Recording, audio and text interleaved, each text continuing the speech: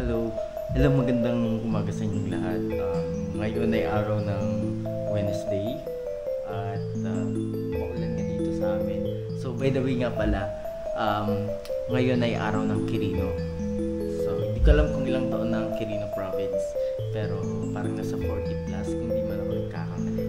And supposedly, dapat nanonood ako ng street dance ngayon, kaso late ako nagising.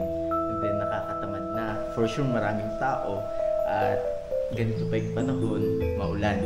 So I decided to stay na lang sa bahay.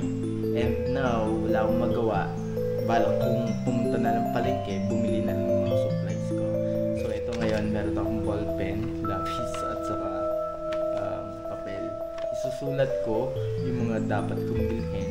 Kasi nakasanayan ko na every time na namamalengke ako, dapat meron muna akong list bago pumunta sa palengke. Ayoko kasi yung pumupunta ka ng palengke na hindi mo alam yung mga bibilhin mo. Kasi very prone tayo sa tinatawag na, ano bang tawag doon? Impulsive buying. Ayoko nang ganun kasi mga gastos. Mas maganda yung kapag nandun ka na, alam mo na yung mga bibilhin mo, para at least hindi ka matempt na bilhin yung mga makikita mo ng biglaan, diba? So, ito, ililista ko na lang muna.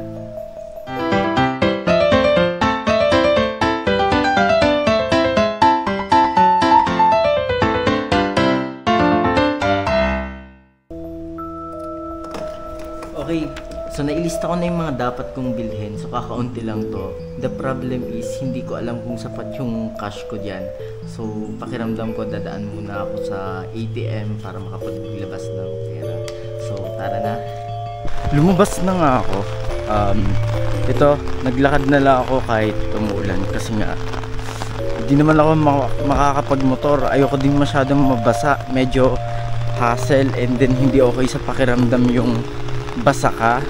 Mabuti sana kung dire-diretso, pero yung ganito na mababasa ka tapos matutuyuan ka, hindi siya okay sa pakiramdam. Ito yung daan na papunta sa palengke. Tignan nyo, banda roon sobrang putik. Kaya pagka magmumotorsiklo ako, syempre hindi ako dito dadaan, doon na ako sa highway. Pero wala, nakaka-hassle. Masyadong hassle ang magmotor, kaya lakad-lakad lang muna tayo. Ito yung sinasabi kong lubak-lubak. Grabe oh, para siyang swamp. Diba? Hindi maayos. Ito yung problema kapag umuulan. Kasi may ginagawa yata dyan. Pero hanggang ngayon, hindi pa tapos. Dito na lang tayo sa gilid dumaan. Nakikita nyo yan yung public market namin. Yun, dun sa taas. Pero dito sa baba, mga gulayan yan. Sa taas, mga dry goods. Pero may mga ano din, dun sa may dulo, dun sa may likod, ay ano yan, mga tindahan ng karne, isda, mga ganon. Tas kasama na rin dyan mga gulay. Dito ukay-ukay, yung luko. Dito na tayo bibili. Dito lang sa baba.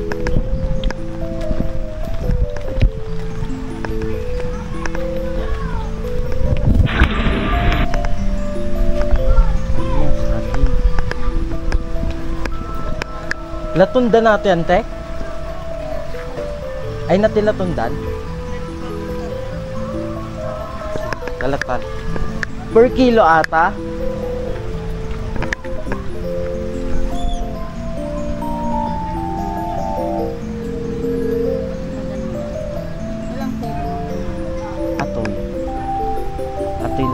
Tapos kamatis man.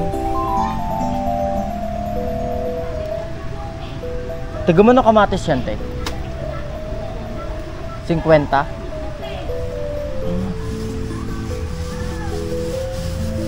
So ang ginagawa ko 25? Sige. So ang ginagawa ko pagka bumibili ako ng kamatis, tinitignan ko yung merong ganito para hindi siya ganun kabilis mabulok. Then kapag mag-i-stock ako, pinipili ko naman yung hindi gaanong hinog. para kahit paano hindi siya mabilis mahinog at pwede pang gamitin sa mga susunod na araw.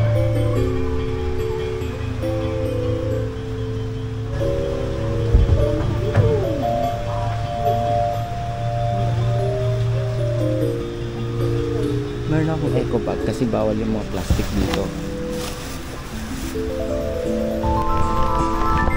Kailangan nating lumipat sa taas kasi yung mga hinahanap ko like carrot tapos kamote wala dito. Actually meron naman pero hindi siya good quality, so try natin sa taas, baka sakaling mas maraming pagpipilian. Pagpasok natin dyan sa may likuran, yan na yung mga gulayan at saka prutas, at susunod na dun yung meat at saka fish.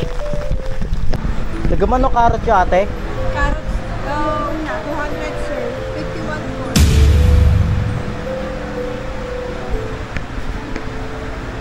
Ang inagayang carrot Sige ate, talong at piraso.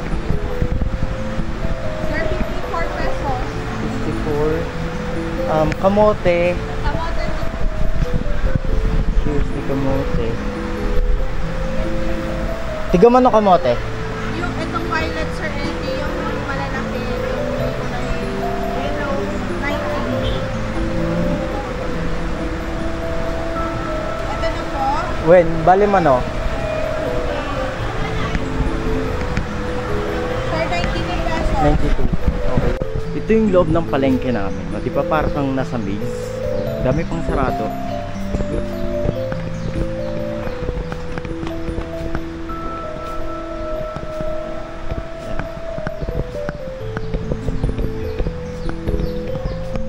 Humina na yung ulan at ngayon pauwi na tayo. Grabe, sobrang mamahal po ng mga bilihin ngayon. Alam ko hindi pwedeng ganito lagi. Hindi pwede na wala akong trabaho na mauubos ipon natin. Kaya soon talaga kailangan ko magpursige para makahanap ulit ng work. Hindi ako mabubuhay. Ay, eto na naman tayo sa mga swamp. Gara talaga. Oh. Pero syempre dito tayo sa gilid. Alam mo naman piliin nating dumaan dyan, madulas, diba? Doon tayo sa safe.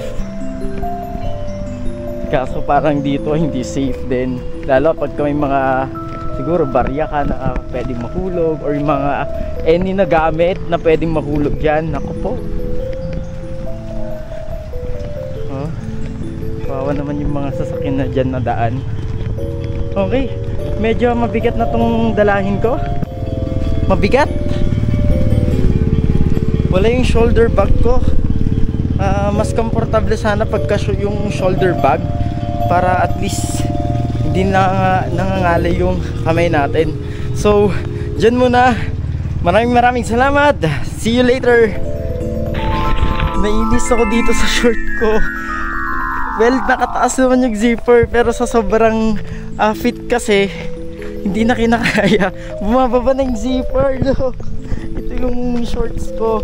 Nakakaya, pinagtitinginan ako. Kaya pala sabi ko may nakakasalubo ako sa baba nakatingin. Yung pala open yung zipper, nakakahiya ka.